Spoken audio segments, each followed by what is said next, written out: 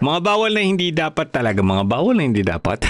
Mga bawal na bagay na hindi dapat ilagay sa inyong mga check-in baggage. Number 1, power bank. Hindi ko talaga maintindihan bakit may mga Pilipino na ganito ginagawa. Or passengers. Okay. Isang South Korean bound eroplano bumalik sa Kalibo, Aklan dahil sa power bank lang naman. Isang oras na hon lumilipad ang eroplano na to ayon sa balita na ito nang bumalik sa Kalibo International Airport sa probinsya ng Aklan dahil lamang sa power bank na nilagay sa check-in. Hindi ko alam kung paano nalaman pero siguro may devices o may device ang airline to check ano yung nasa loob ng kanilang mga eroplano whatsoever. Sa report kasi ni Darwin Tapayan ng Super Radio DZBB nitong araw na to, Mayo 5, ay nakaraang Mayo 5. Ang isang pasaherong ito ay hindi nag-disclose na merong siyang power bank. Oo. Na dapat po ay nasa hand carry, nilagay niya sa check-in.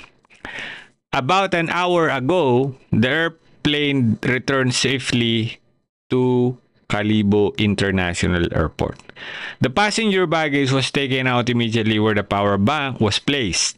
Due to the incident, the airport management has again reminded travelers to follow the rules and regulations religiously, so as to avoid compromising the flight and the safety of the crew and passengers. In addition, the airport management underscored that the passengers should have disclosed at the check-in station all electronic devices being carried out. Kung maalala niyo po, in March 2025, sa South Korea din po, yung Airbusan yata, ayun.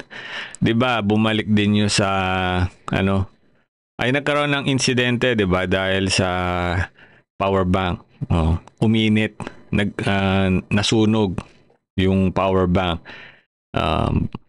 About to leave na yata yun sa Hong Kong. Ngayon, kung ayaw niyo pong maniwala, edi subukan yung gawin yung mga yan. Pag kayo na natosta dyan pag kayo na aksidente, kung gusto yung ma-aksidente, kayo na lang. Huwag na kayo mandamay ng mga kawawa at inosenteng pasahero.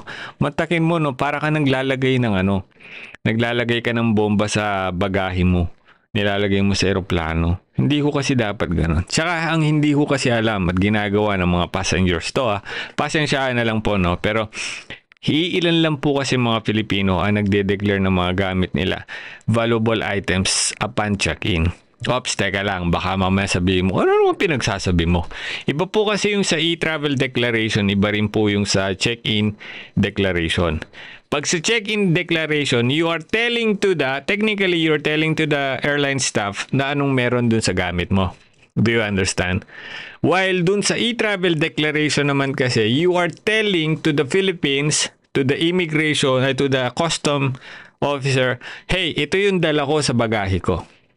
Yun yung madalas ginagawa ng Pilipino sa e-travel. Minsan nga, hindi pa di ba?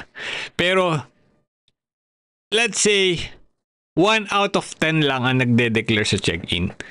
Sinasabi doon sa kanila sasakyan na aeroplano na, hey, meron akong ganito sa aking baggage, whatsoever. Hindi nila sinasabi yon. Di ba kadalasan po sa check-in, ang madalas na tinatanong ng staff, is there anything else to declare? Kahit meron sinasabi mo hindi, 'di ba? Wala po, para bakit natin sinasabi 'yon? Para hindi na lang tayo tumagal. Well, hindi ho kasi tama 'yon. 'Di ba? Kaya hindi naman ho binubuksan ng check-in staff yung mga bagahe natin na pan-check-in, 'di ba? Kailan lang bubuksan yan? Kapag sumobra kayo sa kilo. Technically, ang trabaho ng check-in, timbangin yung bagahe mo, issuean ka ng boarding pass, bla bla bla, at kung ano-ano pa. Pero hindi sila ma'am, pwedeng patingin ng baggage mo, laman ng bagahe mo. Hindi nila trabaho yun eh. So, sinong unang responsable dito? Di yung pasahero. Gaya na sinasabi ko, hindi lahat ng mga passenger nagde-declare ng mga gamit dun sa check-in. Kaya nangyayari ngayon, aksidente. Sabihin ng passenger, sorry po, hindi ko po kasalanan, hindi ko po alam kamali po ko. Diba? Naalala niyo yung OFW vlogger sa yung taga Batangas ba yun? Diba sabi niya, naiya, kinuha yung aking 10 power bank sa aking bagahe. Diba may ganon? Naalala niyo yun? Sira ulo yun eh. Sira tok-tok nun eh. Galing sa Dubai, 'di ba? Pauwi ng Pilipinas. Ngayon, pagdating sa Pilipinas, nawala yung mga power bank niya, nadamay pati smartwatch. Bakit? Dahil doon pa lang sa Dubai, tinanggal na yung mga power bank doon sa bagahe niya. Ngayon, dahil nga naghahanap ng masisisi itong si vlogger na to, pinoint out niya na hindi kasalanan ng naiya, kasalanan ng pasahero. Kung di mo naman tanga, di ba? Tatanga-tanga ka. Ba mo ilalagay 10 power bank sa bagahe mo. Tapos ang reason out ng mga OFW, ito. Pinagpaguran ko yan.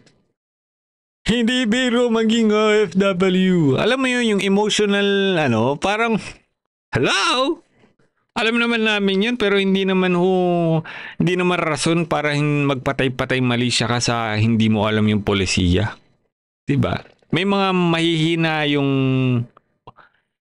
mag-isip na mga OFW. Pasensya na po, no? Pero totoo yun. Diba? Marami na rin kayo nakitang ganon.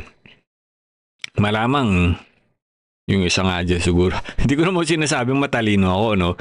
Pero, common size lang. Diba? Me no good English, but me common size good.